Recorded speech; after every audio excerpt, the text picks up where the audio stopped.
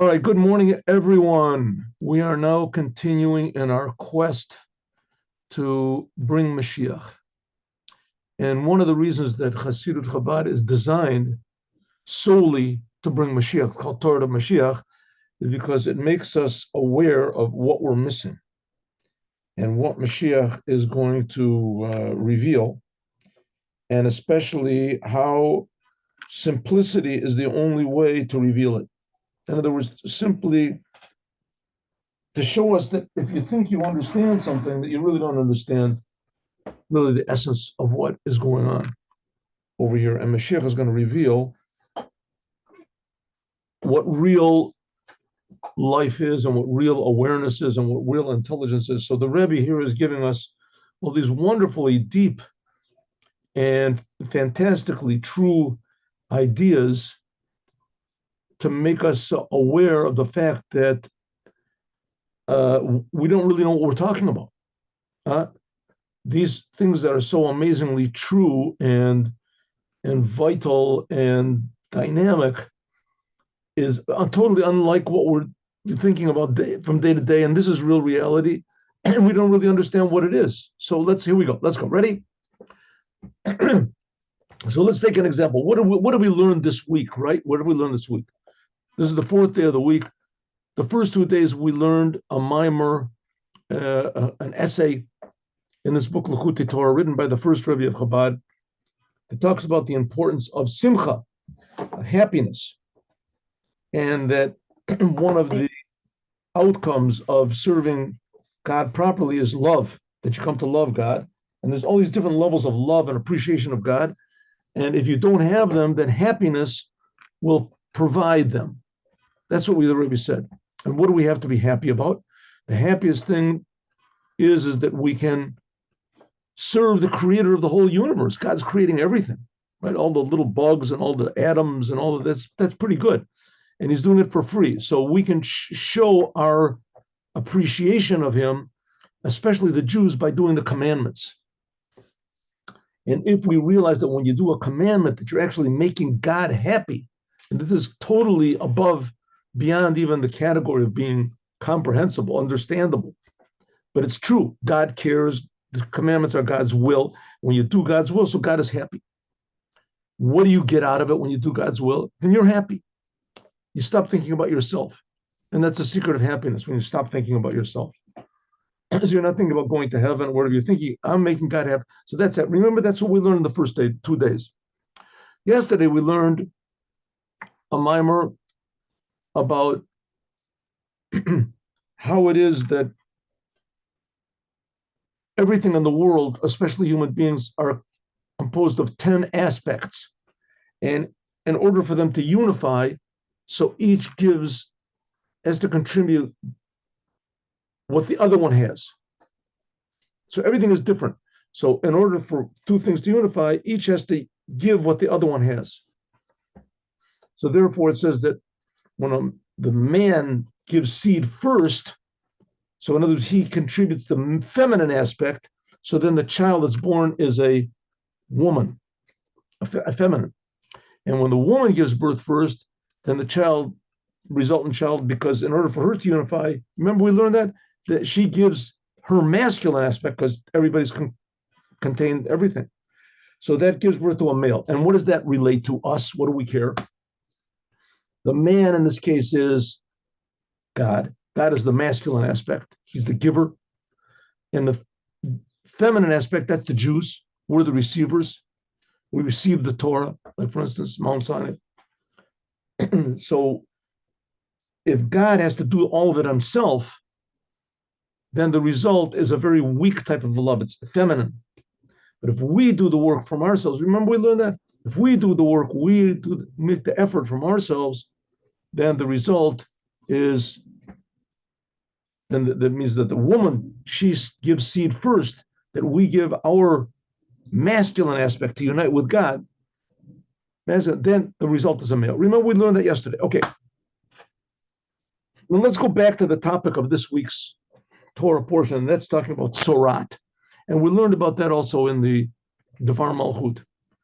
Tzorat was a weird Torah disease. Weird Torah disease that blotches of discoloration, especially white, occurred on a person's skin, and only on the skin. It wasn't really a disease. The person didn't have a fever or feel weak or anything like that. The main thing was he had blotches of white on his skin, and that's a sign that he's impure. Impure, the worst type of impurity, the impurity of death. If you're in a room with somebody like that, then you become impure. You can't go to the Holy Temple for the rest of your life. You can't go to the Holy Temple until they sprinkle on you the ashes of the red cow. This is Judaism, right? This is God's laws. These are not our laws. If we would make the laws like that, then it would be a lot easier. But there wouldn't be a world either. I mean, we can't create anything. God's creating everything. So he's got the right to make up whatever laws he wants to. I mean, he makes people, he makes creations however he wants to, with all these nervous systems and circulatory systems. So if he can do that, so we have to sort of step back and say, okay, maybe we should just do maybe you know what's best, God. Okay, so the laws of the temple, the Holy Temple, are very complicated and very strange. But one of them is the law of impurity and purity. So a person that becomes contact with a dead body or a Metzora, someone who has this tzorat, he can never go into the temple for the rest of his life. Can't go in until they sprinkle on him the ashes of the red cow. And that's a whole process in itself. Oh, it's done. Okay, so it says the Rabbis. So this is a terrible thing. This is a sign of terrible impurity. So it says no. True, it's a sign of impurity, but it's very superficial. It's only on the skin. It's only on the outside of the skin. It's not a deep thing that a person becomes, sick or ill or like leprosy or his limbs fall off or something. It's just a discoloration of the skin. That's all that it is. And not only that, the person isn't even impure until he goes to a Kohen, a priest, a Kohen, and the Kohen says, you're impure. Then he becomes impure. So there's sometimes like a person gets married and he sees this blotch on himself, so he can put off going to the Kohen until after the end of the 7 days of happiness. So why go at all? So the answer is just don't go to the Kohen. So you have a blotch, so don't go to the Kohen. Who says you have to go? So the answer is that no, that this discoloration shows that there's some sort of an impurity, spiritual impurity inside of the person that has to be fixed up. And that's one of the reasons that we're here in this world, is in order to fill our responsibility to the creator of the universe. Everybody has a responsibility. Responsibility is what is the force that makes us puts us into creation, brings the soul into the body. The soul, before it comes into the body, hasn't got a responsibility. So the soul comes into the body because of its responsibility to the creator, Jew and non-Jew. Everyone has a responsibility to the creator, every instant, every second. And if you don't do the responsibility, so you have another chance. Every second and that's the idea of the Metzora, this discoloration, is showing that God's giving you a chance. He's showing you that there's some sort of imperfection inside of you and that you can refine it. So it shows that God cares. We talked about this before. Okay, let's go. Very short mimer, and then we'll start another one, God willing, after this.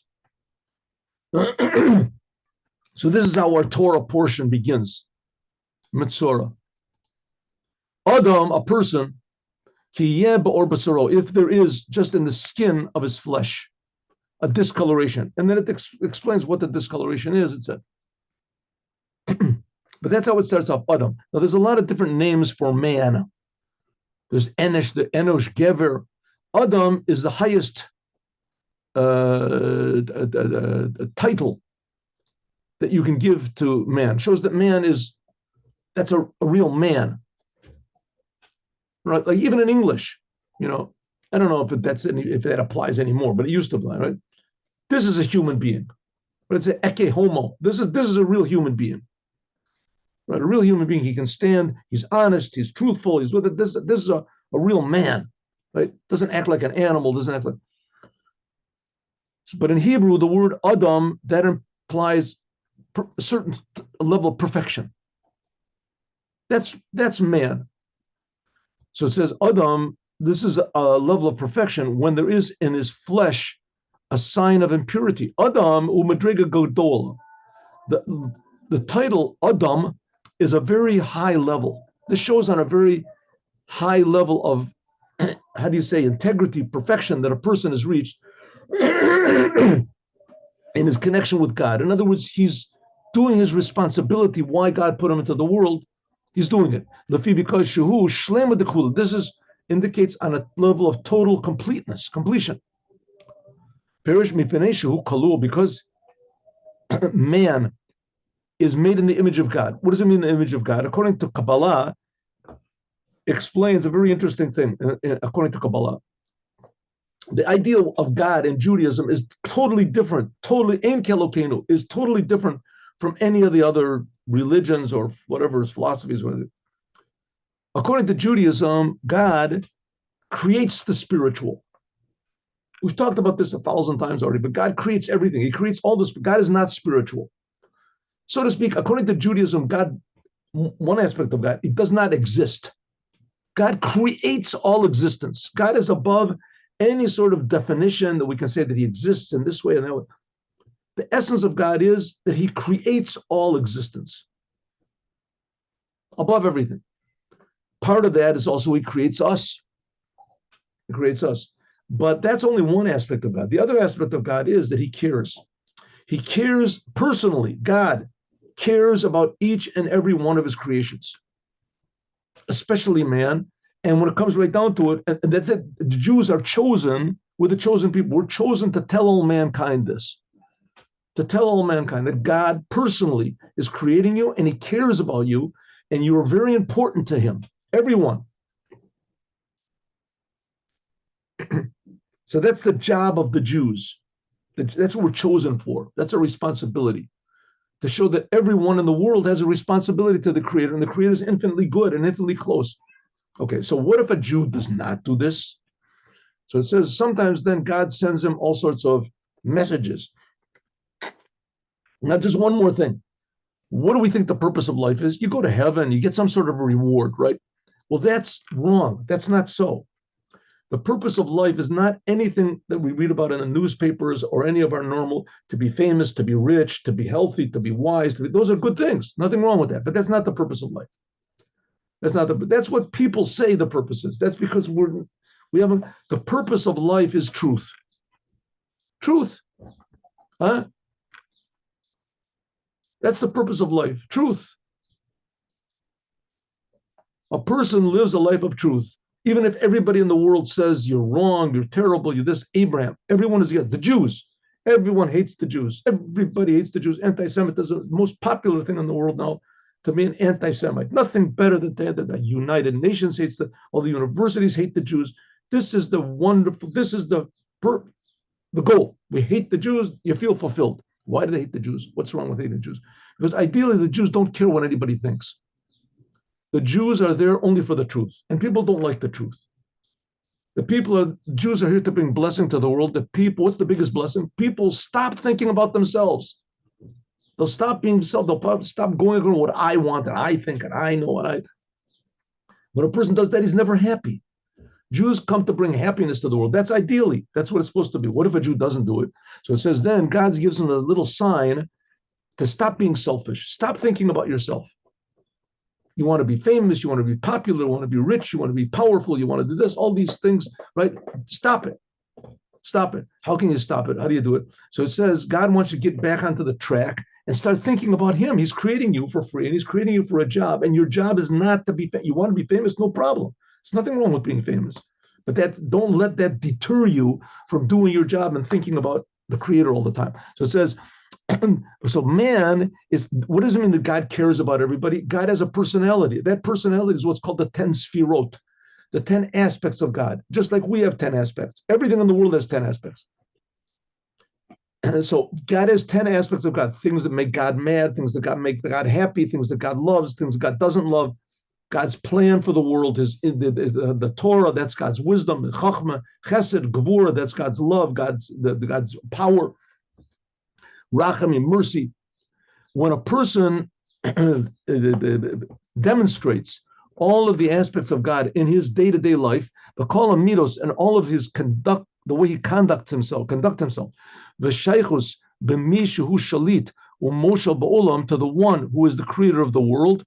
That's the way man is supposed to be. That's completion. We're connected to the creator, to the king. Which is not the case. Mishu dabuk b'bechinat echad bilvad, a person that only has one aspect of God alone. He shows kindness, he shows power, he shows wisdom. Oshtayim, or two. Eino nikra adam. He's not really called an adam. Adam. If a person is not connected to his creator in every way, then it's like a car that works perfectly, except for one piston doesn't work. Right, one person. But the thing is, 16 pistons, whatever, 16 of this, and everything works fine. The thing goes 100, 200 miles an hour. But if one of the pistons doesn't work, eventually something's going to go wrong, right? That's not ideal. Come on, Moshe, for instance, Moses. Moses, he's an example of perfection. He was called an Ish Elokim. He was called a man God. Even though the level of Moses is very, very high, nevertheless, Bechinas Adam, the level of Adam, Lamayla Mimenu. It says that first man, Adam, he was the highest human being ever created. Mashiach is going to be higher, it says. But Adam, it says, is the highest level of humanity. That's pure humanity, what it is. Higher even than Moses, it says. Huh? That's what it says. There's a whole thing where it says that King David was the level of nefesh, and that, what is it, Elijah the prophet, Eliyahu, he was ruach, and that, was it? I think, no, Moshe was neshama, and Chaya, I don't remember. Oh, Chaya was Adam Rishon, and Yechida will be Mashiach, that's right. Chaya is Adam Rishon, he was the highest, and Yechida is going to be Mashiach. Okay, so Adam is the highest level of perfection, like it says in the Zohar. He knows because everything is perfect by him. He is totally embodying the purpose for which God put him into the world. And therefore, a person like this, he can be he can elevate Lamaila be'inyanav u'maisab, in everything that he does and everything that he is involved in. Vegam is al-hashpil lamata, and he can also come down below. V'kala olam talui bo, and everything depends on him. That Rabbi Shimon Bar Yochai was an example like this. Mashiach will be. Okay, so that's Adam. He's perfection of man. So what's he got then? A blemish in his skin for? What's he got? He's only Adam gets blemishes. What's going on? Adam azeh, this person, muksharin, when all of his deeds are perfect, the tikkun kol devorim, and he has fixed up everything that there is to fix up. Listen, the soul is perfect. When God puts the soul into the body, so the whole essence of that is challenges. Up in heaven, you haven't got any challenges. The soul is pure, it's got no problems. God put us into the world, put man, first of Adam, put him into the world, perfect soul, put him into the world to what they call elevate the world, to meet the challenges of the world, and to show that these challenges are nothing more than that. They're just challenges, and that you can overcome them, and then there's victory. That's our job. So a person that's perfect, he can be into the world and he can meet all the challenges. That was Abraham. Abraham was the first person to do this. God gave him 10 tests, and he went through all these tests. 10 terrible, awesome tests that what anyone else would say, okay, I understand this is a proof that God does not exist, that God doesn't care, that God is weak, that God is not involved, that God is, right? I should worship an idol, I worship a person, worship this because God is not here. Any normal person would say that if they went through what God put Abraham through. But Abraham stood on all the tests. And that's the idea of a person. A person is in the world, like Moses, also saying they had these terrible tests and trials and the difficulties and challenges, and nevertheless he reacted in the proper way. King David, read this book of Psalms. The whole thing is just filled with troubles. But nevertheless, he can come down, this person who's at Adam, he can come down Okay, 1 second. Because the whole world depends on him. Okay, this person when a person fixes himself up, he can be a dayan, there could be in the most external aspect of him, lonid barora. Maybe there's a little tiny bit of egotism. That's ra. Ra is false egotism. False egotism. Bapsolos mimeno, and from this, how do you say, the dregs, the waste products from his small little egotism that he has, noldim simanim begashmis babasa. There are born in his flesh these weird signs of white with a little hair in it. Now, Lobat Derech is totally unnatural. That's what's called negoim. That's what's called this spiritual leprosy. For lack of a better word, they call it leprosy. She'enom melichos hametzuya. This is not the, I don't really understand the language, but the Rambam, he writes like this. So usually if a person has a discoloration, that it's usually something that's, how do you say, a change in the flesh. It's lechos, it's wet. Something it's damp. Like the Rambam says that the mitzvahs in the goyim eno nahog b'zmanenu. The Rambam, Maimonides, right? Maimonides was what, 800 years ago. So he said nowadays we don't have this anymore. After the Churban, after the destruction of the temple, they're not found that there could be a change just in the external of the flesh without any lecha, without any life in it. Just a simple change of color. Shaharihu kamare achama amuka. It says that the leprosy, this tzorat, it's like the sun that sunk deeper than the shade. Okay, whatever it is, it doesn't exist anymore. There's no such thing anymore. You can't find it because Maisen Nisim, it was some sort of a miraculous thing. You would look at your skin and you would see that this has nothing to do with a physical anatomy or with any disease. Because Hashem, this is talking about who used to get these plagues, because and spiritually, in the service of God, Tikkun b'maisa, he fixed himself up totally, and he refined the bad from the good, and everything. Rak pasol is just a little tiny bit of bad in the end of his garments. He has not refined. Today, there's no people like that. There's no one like that. And therefore, noldable basar. Therefore, God sends him a sign on his flesh that everything is fixed up, just one little tiny thing, and he has to look for it and find out what it is. This is very, very high. We can see that the person is not called impure until the Kohen says that he's pure. So we see that it has nothing to do with physicality whatsoever. It's not a natural a natural phenomena. He has to go to the Kohen. When the Kohen says you are impure, then only then he becomes pure. You can't stay in the same room with him. If the Kohen did not say the word tameh, ain't in the goyim klal, it's not tuma. At Rabbah, it says that they're just tremendously high lights of godliness. She'em dina kashim. It's just that it shows that God is being very, very severe with this person, that he's so pure that God is being very, very exact. Like it says in Eitz Chaim, in the book of Eitz Chaim.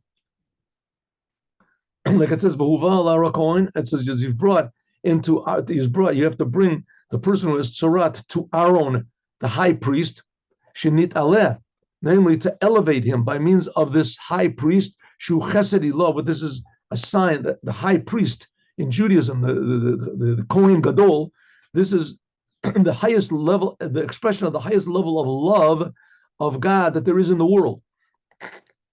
The Roy Yamina, God's right arm. The Yochalam Tik Dinim, the Kohen, he has the ability to sweeten up any sort of bad things.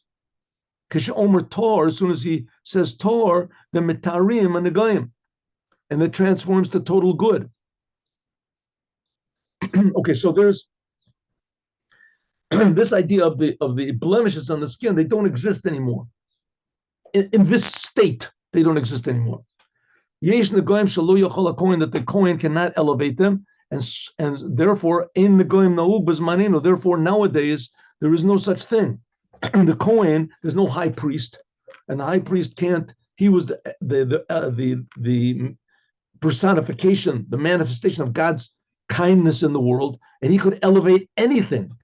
The worst type of sins he could elevate, or let's say this tremendously high person that has this deep hidden level of egotism hidden inside of him, he could refine it.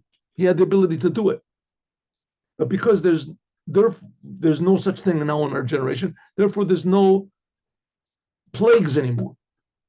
They're not found in man because it shows that the person has refined all of the bad from the inside of his body, and all there is just left a little sign of a trace, and a little trace of it that's only left on his skin.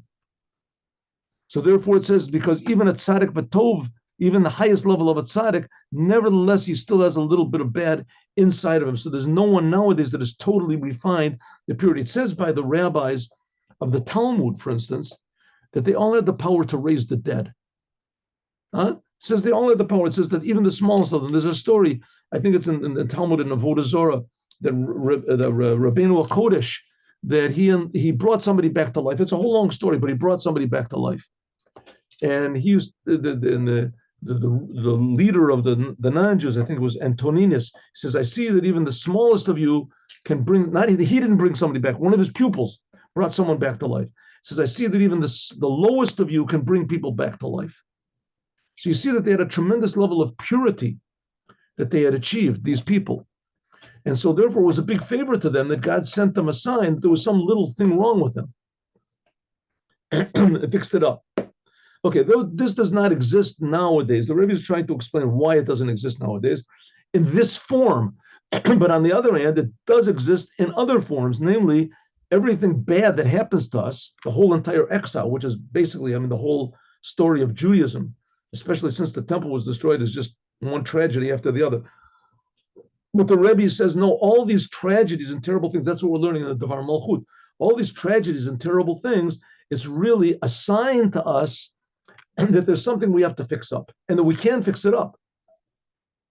And somehow or other, this God is putting on this disguise that it seems that he's really cruel and that he really is, which, it's a pretty good disguise if you ask me. But we'll see that it was only a disguise and it really was pure kindness and good. It was just on the external of the external. Okay, it's a nice thing to say, but meanwhile, everybody is suffering. Okay. But that's the fact. That's the fact. The fact is that really everything is good, and even the bad things is just a sign to us that we have to fix something up. All right. In the Gemara, we finished that mimer. We finished that up. Now, next. We'll begin this and we'll continue with tomorrow. All right, because now we're talking about this idea of Negayim, of Tzorat, So here we have an unusual argument. It's an argument between God and the heavenly court. God and the heavenly court.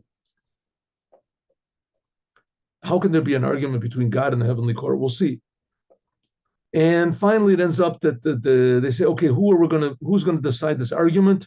It's an argument about Negoyim. We'll see. So we'll say, Rabbi, here, so we'll call one of the rabbis from this world. He'll say what the law is. And he says the law is like God. And the Rebbe, we'll see, we'll get to this tomorrow, I hope. Maimonides says that the law is not like God. The law is like the heavenly court. Okay, how is this possibly, how can they have an argument with God? What's going on over here? Here we go. In the Gemara in Baba Matzia, Perak HaPoalim, that's the name of the chapter. It says, Kam maflig b'metifta derekia, that there was an argument in the heavenly court. Im beheret kodem et l'sar lavan, tame. There's a law. If the whiteness of the skin, and the skin is white, and afterwards there grows a black hair in, right? There grows inside of it a hair. The hair grows inside of it. That's a sign of impurity. That's a sign of you have white. What if the hair grows first and the impurity grows around it? That's not impure. That's not a sign of impurity. That's just a natural thing. What if there's a doubt? Right? A person comes and says, look at this. He comes to the Kohen. He says, look at this. I have a blotch. So which came first? He says, I don't know. I don't know which came first. I went to sleep last night, and I was working all day. Somebody said to me, hey, look at your arm, what you got over there. I said, wow, look at that. That's a sign of impurity. He runs to the Kohen, and the Kohen says, okay, which came first? If the hair came first, then you're impure. If the hair came first, then you're pure.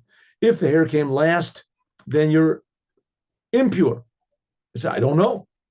So that's what the argument is. That's what they argue about in the heavenly court. It says, in Beheret, if this white discoloration of the skin came before the white hair, and this white hair grew up within, then impure. Then he's impure. The im sar lavan, but if the white hair was there, kodem, before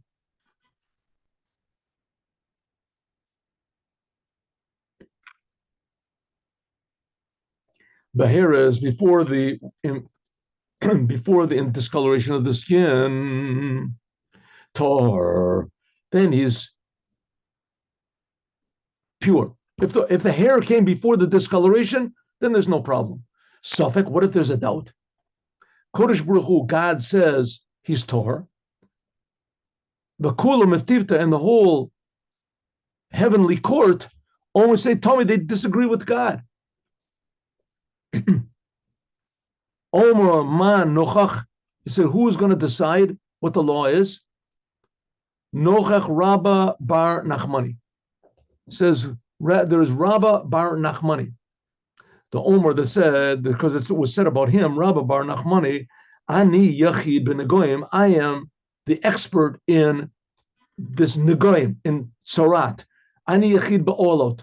I am the expert in all these laws of person being if you're in the tent together with a dead body or with a Metzora, with a person in Metzora, you're impure. But what if you're in an adjoining tent and there's a hole between them? There's all the very difficult laws. So he says, I'm an expert in all these laws. So he said, okay, judge. He said, Omer Tor. I said, it's Tor. He said, I agree with God. And the Gemara later on in Masechet Nazir says the reason that the Torah says the reason is because the Kohen says that the Torah says that the Kohen is the one that makes pure or impure. Why? Hoyle, since the Torah says that the Kohen is supposed to make it pure or impure, so therefore God says pure, and Rabbi bar Nachmani agrees with him.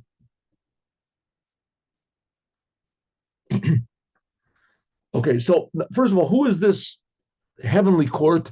These are souls, usually of holy Jews, that they go up to heaven and they sit and they decide laws, but they're not in the world. The Torah exists on all planes. Who are these?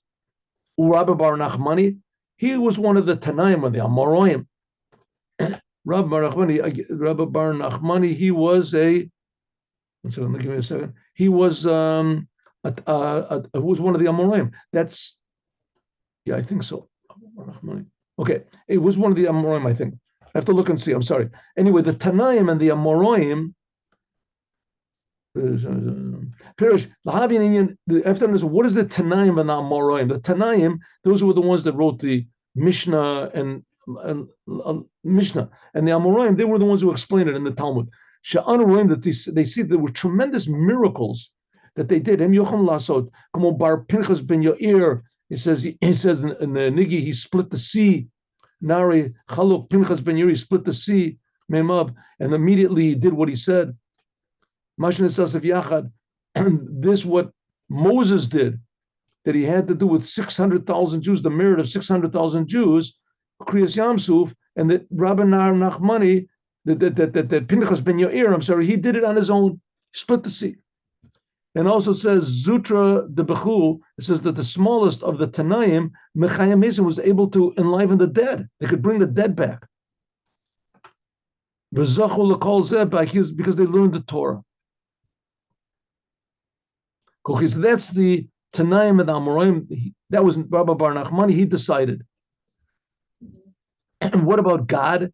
God, the Kodesh Baruch Hu, he said, no, it's pure. Okay, so what is this? God is called Kodesh Baruch Hu. That's the name of God, the Holy One, blessed be He. And also, what is this? Mitivta, the court, the heavenly court. What's going on? So just at the beginning, we're going to jump to the end. The Indian is like this. Kodesh, God is holy. This is the level of Keter, crown. We said that God has 10 sphirot, there's 10 aspects. Keter, that's pure holiness. Kodesh.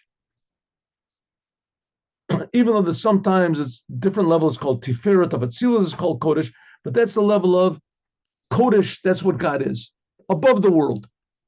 Oh. From Tiferet, okay, that, etc., etc., etc. That's Keter, and it is called Kodesh. It's called holy, it's above everything. What about Baruch Hu? God is called Kodesh, the Holy One. That's the crown, so to speak, above all the worlds. And Baruch, but God is drawn down into the world. That's what a brach is. This is a lower level. This is what's called God's Chachma. This is the beginning of the creation. So Keter is like the pure creator. And Kodesh, the Holy One, blessed be He. Blessed is showing that He's relevant to the creation. So it's going to have Kodesh. This is what we call Soviv Kolomin, how God surrounds and is above all creation. And Baruch shows how God comes into the creation. If so, God is called Kodesh Baruch Hu, that God surrounds the worlds and He fills the worlds.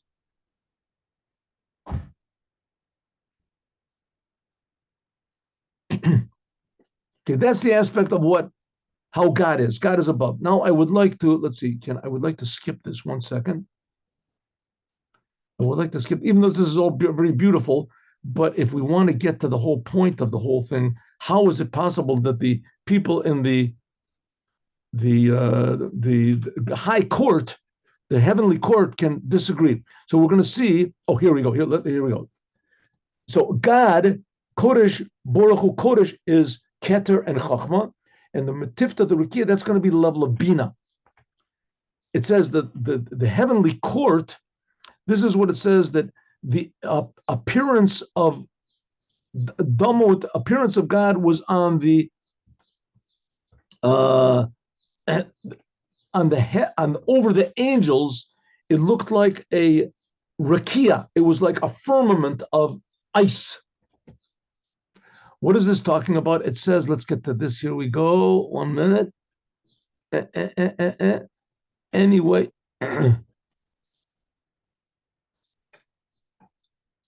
Bina, therefore Bina.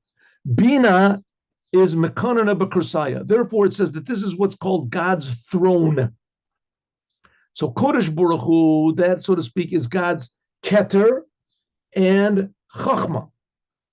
Keter means how God is totally beyond and above any sort of definition. That's called the crown. It's above everything, above the head. And Chachma, that's how God begins. That's like the plan of creation. Bina is already part of the creation. That's how God comes down and sits in His throne, so to speak. Bina, the Kohen, is found in the Kursai, in God's throne. This is what's called also the heavenly Gan Eden Elyon, the upper heaven. On this it says, Nar Yotze Eden. It says that a river came out from Eden to water the garden. Okay, Eden, that's this level of Chachma, or you can say Keter, the river that goes out of Eden, that's Chachma, and Lashkot, the garden, that's Bina. The garden, that's it. It's Davka, La'achar Shenimshach, but Bechinas Bina, that's the level of Bina, that's the level of God's understanding. Then they can show, then that's the aspect of God that shines into the souls in Gan Eden, in heaven. which is not the case, the level of Chachma, this is too high. Okay, so therefore, the argument between Kodesh Baruch Hu, and that's God's aspect of Keter and Chachma, against the Metivta the Rekia, that's God's Bina. So that's the argument. That's the argument. In other words, what does it mean? It means like this. The Torah is a book. The Torah is a book. According to Judaism, God gave all the Jewish people, they were all there, they all saw it, 3 million people. They saw, they heard, they whatever felt, it says their souls jumped out of their body. They heard God give the 10 commandments, the first 2 of the 10 commandments, but they heard God speak. So they all knew that this book was from God. In other words, the God of Judaism gave a book. What's the book? Instructions. And he wants us to understand this book. He wants us to learn the book and understand the book, because if you read the Torah, you'll see that you can't really understand it. The whole thing is, you can make anything out of it that you want to. Therefore, there has to be the rabbis. It has to be understood properly. And it's very, very easy to understand it improperly. That's what all these other religions are, especially Christianity. That's a total misinterpretation of what the Torah is saying. Therefore, you have to have the proper rabbis. That's what's called the upper heavenly court, understanding properly. But the Torah comes from God. So if so, the essence of the Torah, you can't understand it. How God gives a book, what type of a thing is that, right? If you think about it logically, it makes no sense. Here, God creates every bug, every animal. The circulatory systems and the nervous systems are so complicated, nobody can understand what that is, right? They understand how it works. They don't understand what it is, why God has to make so many animals and grids.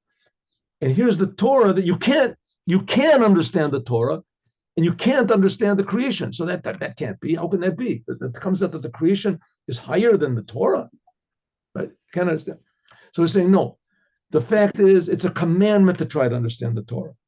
And therefore we can understand it because it's a commandment. That's Bina. But this commandment comes from God, which is Chachma and Keter. That's above.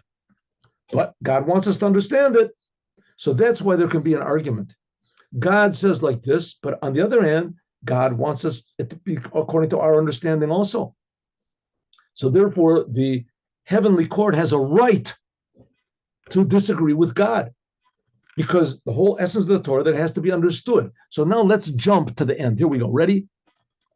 If so, how is it that they asked Rabba Bar Nachmani and he decided that he's somehow or other higher than both of them? What's going on? We'll see. Let's go on. Let's see how this goes over here. 1 minute. Let's get this over here. Do it. I write the page. 1 minute. What happened? Yeah. I think this is right. 1 second. 1 minute. I went too far. Okay. We'll start this today and we'll finish it tomorrow, God willing. So now let's understand. You can understand we skipped a lot of very nice stuff, but what we do, we're limited in time.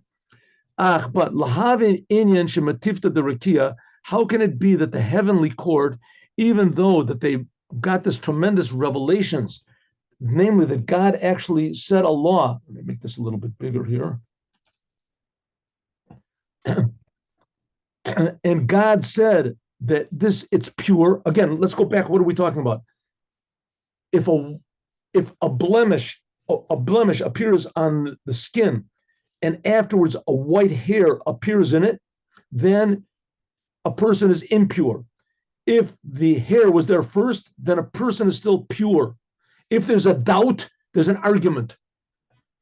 God says pure, and the heavenly court says not pure. Im calls that, nevertheless, the reason lo yadu, they didn't know until man nochach, they brought Rabba Bar Nachmani. So how can it be? God says it's pure if there's a doubt. The heavenly court says it's not pure. And they say, let's go and ask Rabba Bar Nachmani, one of the Tanaim in the world. How can it possibly be? Indians like this. It's explained above Tanaim, that the Tanaim and the Amoraim, Hayu Toratam Amunatam, that their Torah was their work. That's all they did. They just learned Torah. Hakol Lahamshich Miketer, in order to draw down what's called God's crown was Soviet Kalmim. Remember how God is totally above the creation. Miketer Elyon, Milamayla, from above to below. Soviet Kalmim, from this level that surrounds all worlds, to Malchut, which is Mamalikom. Therefore, they had the power to raise the dead, and they could split the sea, and they could do these amazing things because they're drawing from above nature into nature. This level of God, how God surrounds the worlds, it's impossible that it can be revealed in any sort of a vessel in a revealed way, Hasaga, being understood, even in Gan Eden. Even in the upper heavens, you can't reveal this aspect of the essence of God. It can't be revealed even in the highest of heavens until Tchiyat HaMeitim, until the raising of the dead. And the raising of the dead, the essence of God will be revealed here. But in heaven is revealed Harato, just a little ray. It's revealed in heaven. That's Bina. That's the heavenly court. It's revealed, Behelim, concealed. It's in a concealed way. It's a little tiny bit. You can sense that they up there in heaven, they sense that there is such a thing. As Panimi, because this light of God is an inner light, or makif, him devukim yachad, zeim zeh, lochin, therefore, ha'ora min makif, zoreach bepanimi. Listen, after everything, God is creating the world, right? He's creating everything. This world, we don't feel it, but the fact is, He's creating us. In the upper heavens, they do feel it. But what do they feel? A little tiny ray. That's in the lower heaven. And the upper heaven, it's called the Gan Eden Elyon. That's the level of Bina. That's the rule of Bria, it says. It's felt even more. It's felt even more. But still, it still is concealed. They don't feel really what God is. Look, there's a whole big thing over here. A big parentheses. Oh, and then one minute. Did I miss it? Oh, it says this. Oh. But it's known that today, La Sotom. Nevertheless, God, the main thing is not all these spiritual levels. And the main thing, amazingly, is not even God Himself. The main thing is this physical world. God purposely is creating this physical world all the time because by God, every instant of this physical world is infinitely important. So God's attention and His essence is somehow or other more in this world than even in the heavenly worlds, even though we totally do not find it and feel it. Therefore, in Gan Eden, when they learn Torah, they learn Torah in a way of like learning Torah to receive a reward. They're not totally devoted to God. They're feeling a godliness. Even though that that the light is revealed in Gan Eden, the light of godliness, which is tremendously holy, and it comes from the level of Mamali Kalmim. Nevertheless, because that this surrounding level, which is Soviv Kalmim, it does shine there up in the heavens a little bit. Therefore, Ra'u Ora Zoreach from Soviv Kalmim, from the essence of God, namely the Kodesh Baruch Hu, and they know what He's saying. He's saying Tahor. Like we said, Kodesh is Keter. That's this level of Soviv Kalmim, how God is above the world. That according to this ray of Keter that shines into the world, and Chachma, we said, that it shines into Gan Eden, which is Bina, is the law is that a suffix, if there's a doubt, it's Tahor, it's pure. Okay, but Lo Isigu, but they couldn't get the whole essence of it. Why God is saying that it's pure. And God commanded them that they have to go according to their understanding. That's the whole reason why God gave the Torah, so that we can understand it. So the heavenly court, they have every right to disagree. They have to go according to the understanding, and according to their understanding, they know what God is saying because it's this high level, but they can't understand it. And the main thing is to understand Shekach Tahor. They know that this is God's will. Of Ora Panini, but to go inside of their inside, Shel Ratzon Madua, why this doubt is pure, they didn't get. Namely because Hitgaluta, now this because it comes from a makip, a surrounding level, She'eno Zoreach, and God wants us, yes, to understand. Rak Be'elam, Lobis Galus Mamish. There's another story like this, why they went to Rabba Bar Nachmani, we're going to talk about tomorrow. But there's another story like this, if I'm not, it's also in Baba Metzora, I think, and it's brought also in Pesachim, that there was a big argument between Rabbi Eliezer and everybody else about, well, it doesn't make any difference what it was. It was about if an oven can be pure. So Rabbi Eliezer said the law is that it's pure. So the the heavenly courts, it was in all the rabbis disagreed. So he said, I'll show you the laws like me. Let that tree jump out of the ground, right? A big, huge tree with big roots, and it jumped out of the ground. And they said, trees don't decide the law. He said, okay, let the river, a big river flowing down powerfully, let it change direction. So the river changed direction, and it didn't change. And he said, rivers don't decide the law. God gave the law to us. He said, okay, let a heavenly voice come out from heaven. And the law came out and said, the law is like Rabbi Eliezer. And they said, Lo b'shamayim, the Torah is not up in heaven. The Torah is here, we decide. We decide. Okay, how the end of it was, but the point, that's the point. God gave the Torah so that we should understand it. Of course, there's criteria for what's a rabbi. Not everybody can just say, okay, we have to understand it, so therefore I'm going to make my own court and everything is permissible, right? Wow, that's a rabbi. That I like, right? Right, we're making the court. You can get 1 million ignoramuses Jews or apostate Jews. There was the time in the first temple where Yerovam ben Nevat said it's okay to worship idols. Okay, and it doesn't mean that it's okay. Okay, so there's criteria. You have to learn the Torah to find out what the criteria are. But once these criteria are met, the rabbis have the power to decide the law. And that's demonstrated a little bit in the upper heaven. That's why the Metifta, the Rikiya, and the heavenly court. But heavenly court is nothing compared to what it is physically in this world. As we'll talk about more, God willing, tomorrow. I think maybe you remember the story. Remember I told you the story about the Tzemach Tzedek that he told a bunch of Hasidim that there's an argument up in heaven about what's right. What do you say? And they realized that that they were being asked from heaven, what's the law? Remember I told you the story? And they said the law. He said, that's the law. That's the law. We decided. Okay, as we'll talk about, we'll have a story today also, but let's do the Dvar Malchut.